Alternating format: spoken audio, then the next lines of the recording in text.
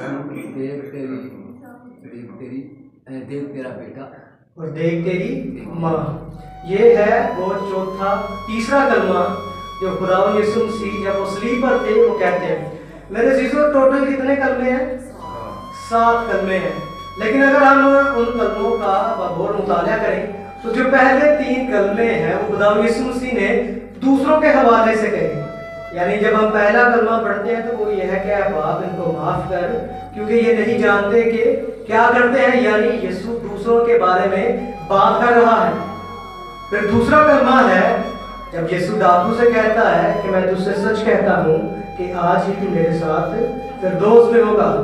یہ دوسرا کلمہ ہے کہ یسوع کسی دوسرے کے لیے کہتا ہے. اور آج تیسری دفعہ یسوع جب بولتا ہے تو وہ دوسروں کے لیے بولتا ہے, یعنی اپنی ماں کے لیے اور اپنے شاگرد کے لیے. میرے عزیزو اس سے پہلے کہ ہم اس کلمے پر غور کریں, مقدس یوحنا کی انجیل کا ایک اور حوالہ ہے جو اس کو سمجھنے کے لیے پڑھنا بڑا ضروری ہے, اور وہ ہے قانہ جلیل میں بیعہ کا واقعہ. میرے عزیزو اس میں مقدس یوحنا یوں لکھتا ہے کہ تیسرے دن قانہ جلیل میں بیعہ ہوا اور یسوع کی ماں وہاں تھی. جب میں گھٹ گئی کہ یسوع کی ماں نے اس سے کہا کہ ان کے پاس میں نہیں رہی. اور یسوع نے اس سے کہا اے خاتون مجھے اور تجھے کیا, میرا وقت ہنوز نہیں آیا. اس کی ماں نے خادموں سے کہا جو کچھ یہ تم سے کہے وہ کرو. یہ واقعہ ہے قانہ جلیل میں بیعہ کا. اور میرے عزیزو اگر ہم تیسرے کلمے کو سمجھنا چاہتے ہیں تو ضرور ہے کہ ہم اس کلمے کو سمجھنے کے لیے آغاز اس حوالے سے کریں. خداوند یسوع مسیح نے اپنا پہلا معجزہ کہاں کیا تھا؟ کیا تھا معجزہ وہ؟ پانی کو میں بنانا. اور کس کے کہنے پر کیا تھا اس نے؟ اپنی ماں کے کہنے پر اس نے اپنی زندگی کا جو پہلا معجزہ ہے اسے کیا. میرے عزیزو خداوند یسوع مسیح اور مقدسہ مریم وہاں موجود ہیں اس شادی میں, اور ہم جانتے ہیں کہ جب بھی ہماری برادری میں یا کہیں بھی کوئی شادی بیاہ یا کوئی بھی فنکشن ہو, اگر کھانا کم ہو جائے تو وہ بڑی بے عزتی ہوتی ہے اس خاندان کی, اس تقریب کی. جب ہم گھر آتے ہیں تو کسی اچھے پروگرام سے آئے نا تو ہو سکتا ہے کہ ہم بات نہ کریں کہ پروگرام بڑا اچھا تھا یا نہیں, لیکن اگر کوئی پروگرام برا ہوا ہے تو اس کا ذکر ضرور واپسی پہ ہوتا ہے کہ یار آج انہوں نے بلایا تو بڑے بندوں کو تھا لیکن ان کا اتنا انتظام نہیں تھا. یعنی اس طرح کی باتیں ہوتی ہیں تب جب کسی کی تقریب جو ہے وہ بری ہو جائے, خاص طور پر کھانے پینے کے حوالے سے. اور میرے عزیزو آج بھی ایسا ہوتا ہے کہ مقدسہ مریم اس کی اس دکھ کو جان جاتی ہے کہ ان کی میں گھٹ گئی ہے, اس لیے وہ کس کے پاس آتی ہے؟ یسوع کے پاس, کیونکہ وہ جانتی تھی کہ اس کے پاس اس کا مداوا ہوگا, یہ کر سکتا ہے جو مرضی یہ کرے, لیکن اس کے پاس یہ قدرت ہوگی کہ یہ اس مسئلے کا کوئی نہ کوئی حل ضرور نکالے گا. اور میرے عزیزو آج مقدسہ مریم کو یسوع ایک بات کہتا ہے کہ اے خاتون تجھے اور مجھے کیا, میرا وقت ہنوز نہیں آیا.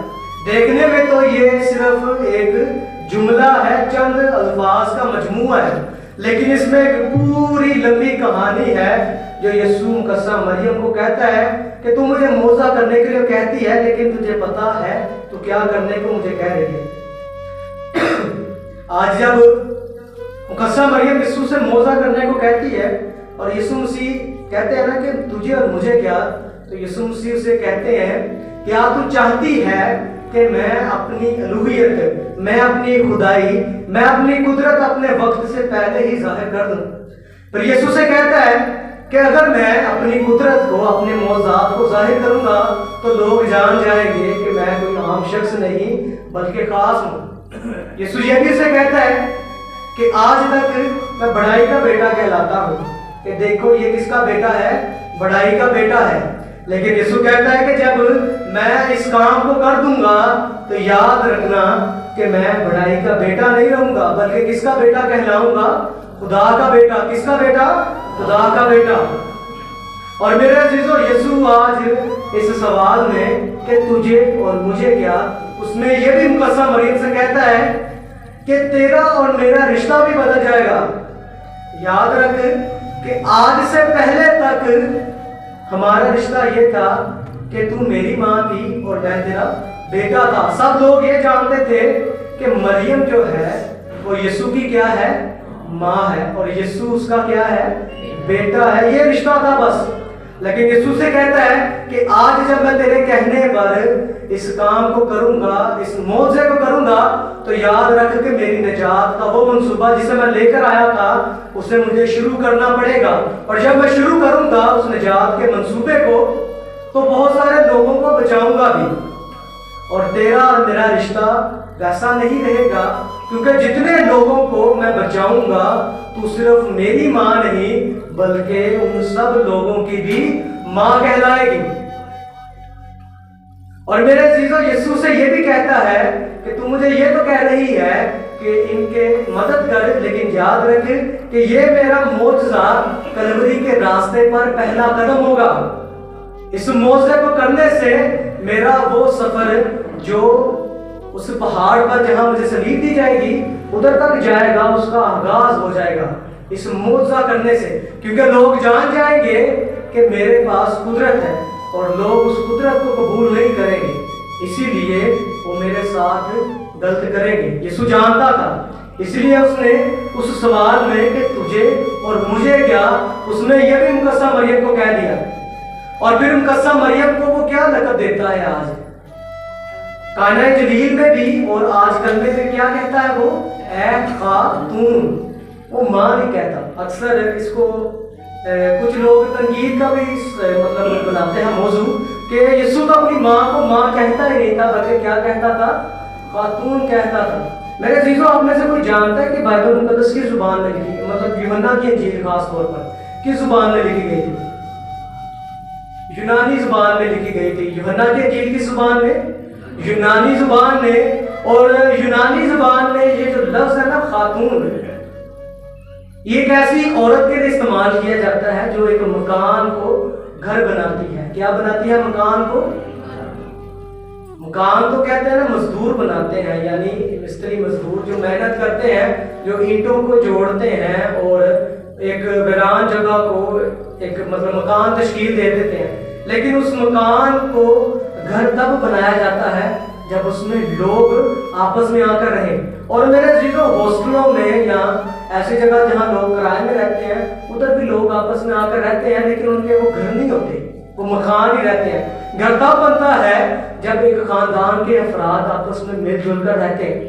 اور خاتون جو لفظ ہے ایک ایسی عورت کو کہا جاتا تھا جو مکان کو گھر بناتی تھی، یعنی خاندان کے افراد کو جوڑ کے رکھتی تھی۔ اور میرے عزیزو، یسوع مسیح جب اپنی ماں کو کہتا ہے نا خاتون، تو وہ اسے اس لیے خاتون کہتا ہے کیونکہ وہ یسوع مسیح کے ماننے والوں کو آنے والے وقت میں جوڑ کر رکھنے والی تھی۔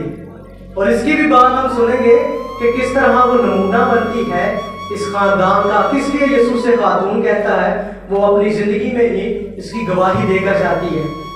میرے عزیزو، جب یسوع سے کہتا ہے نا خاتون تجھے اور مجھے کیا، تو یسوع سے یہ بھی کہتا ہے کہ دیکھ جب میں یہ معجزہ کروں گا تو پانی کو کیا بنا دوں گا؟ میں بنا دوں گا۔ پانی کو کیا بنا دوں گا؟ میں بنا دوں گا۔ لیکن یاد رکھنا کہ اس معجزے سے جو زندگی میں شروع کرنے جا رہا ہوں، ایک دن اس میں کو خون میں بھی بدلنا پڑے گا، یعنی صلیب پر اسے اپنا خون بھی بہانا پڑے گا، اس لیے کیونکہ اس نے اپنی زندگی گزاری ایسے مقصد کے لیے کہ دوسروں کو اس نے نجات دی۔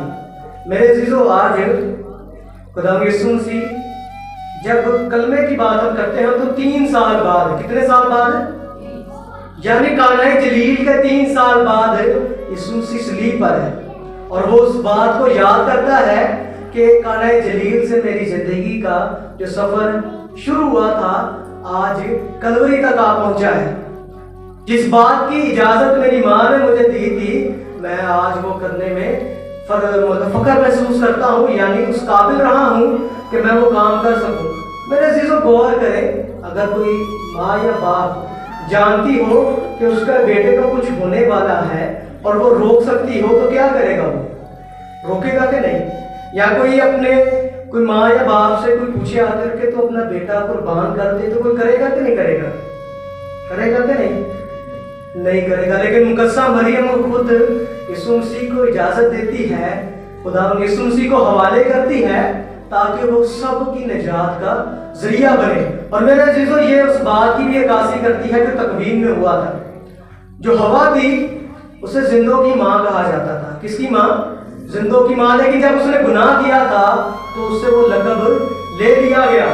और मेरे अजीजों, खुदा ने शैतान से उस वक्त कहा था कि मैं तेरी और औरत की नस्ल में क्या डालूंगा? अदावत डालूंगा। वो तेरे सर को एड़ी से क्या करेगी? कुचलेगी। और मेरे चीजों, खुदावंद यीशु मसीह जब मुकस्सा मरियम को कहते हैं ना कि औरत तुझे और मुझे क्या, तो मुकस्सा मरियम को ये भी कहते हैं कि पहली हवा के वसीला से गुनाह या मौत ने जन्म लिया। आदम और हवा ने गुनाह किया और उसके वसीला से क्या हुई? मौत आई। लेकिन वो कहता है कि तू वो हवा बनेगी जिसका जिक्र खुदा ने अदन ने किया था कि औरत की नस्ल से, और शैतान ने क्या डालेगा? खुदा अदावत डालेगा और औरत क्या होगी? शैतान को कुचलेगी। और मेरे अजीजों, आप जानते हैं कि खुदावंद यीशु मसीह की जिंदगी के दौरान जब खुदावंद यीशु मसीह पेशन गोई करते रहे तो बड़े बंदों ने रोकने की कोशिश की। बड़े बंदों ने यह चाहा कि खुदावंद यीशु मसीह अपनी सलीब तक ना जाए, लेकिन फिर भी मुकद्दसा मरियम खुद इजाजत देती है ताकि वो उस बात को पूरी कर सके, यानी सांप के सर को क्या कर सके? कुचल सके। और ये तब ही होना था जब खुदावंद यीशु मसीह अपनी सलीब पर जान देते। मेरे अजीजों, आज सलीब के नीचे कौन कौन खड़ा है? मैंने तलावत में भी आज पढ़ के बताया, 4 लोगों के नाम थे। कौन कौन थे? मुकद्दसा मरियम, मरियम मजदली और यूहन्ना था, और मुकद्दसा मरियम की बहन हल्फाई की बीवी। मेरे अजीजों, यीशु मसीह को बड़े मानने वाले थे। जब वो मोसात करता था उसके पीछे बड़े बंदे चलते थे, लेकिन जब उस पर मुश्किल आई तो सारे छोड़कर चले गए। लेकिन सिर्फ ये 4 बंदे थे जो हकीकी उसके प्यार के वसीला से क्या उसका आते रहे, उसके पीछे आते रहे। और मेरे अजीजों, आज मुकद्दसा मरियम और जो उसका शागिर्द जिसे वो प्यार करता है वो सलीब के नीचे खड़े हैं। और लिखा है कि यीशु ने उन्हें सलीब के नजदीक खड़े देखा और फिर क्या कहा अपनी माँ से कि ऐ खातून, देख तेरा बेटा। और शागिर्द से क्या कहा? देख तेरी माँ। और मेरे अजीजों, तो शागिर्द का नाम नहीं लिखा कि लिखा है नाम, सिर्फ इतना लिखा है कि शागिर्द से कहा कि देख तेरी माँ। जब नाम नहीं लिखा तो इसीलिए नहीं लिखा क्योंकि हम सब भी यीशु के क्या हैं?